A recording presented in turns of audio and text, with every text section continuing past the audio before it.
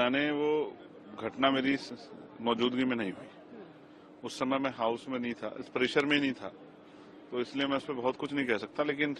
जिस तरह की चीजें आ रही है तो मैं समझता हूँ कि सभी मेंबर्स जो हैं वो बहुत जिम्मेदार हैं, समझदार हैं और उनकी ज्ञान के आधार पे ही, उनकी योग्यता के आधार पे लोगों ने उनको चुन के भेजा है।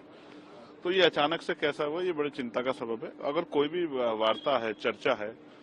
तो वो विचारों के आधार पे हो सकती है, उसमें हाथापाई या उस तक धक्के मुक्की कोई जगह नहीं है। रही बात बाबा साहब अम्बेडकर की, तो मैं स्पष्ट आपसे कर दूं, बाबा साहब अम्बेडकर का कद बहुत बड़ा है। चाहे वो अर्थशास्त्री के तौर पे हो, चाहे वो पत्रकारिता में हो, चाहे वो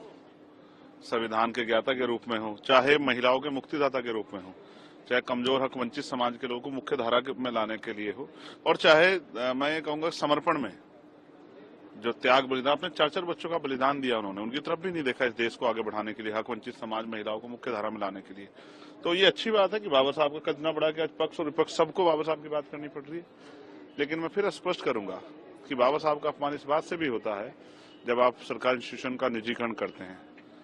जब आप उनके सपनों को कुचलने का काम करते हैं, जब आप वन नेशन वन इलेक्शन का बिल लेके आते हैं और संघीय ढांचे पे चोट करते हैं, जब राज्यों की शक्ति को कम करते हैं, जब आप तानाशाही तरफ बढ़ते हैं, ये भी बाबा साहब का अपमान है। जब आप हक वंचित समाज के रास्ते रोकते हैं, ये भी बाबा साहब का अपमान है। और मैं सभी पार्टी को कहूंगा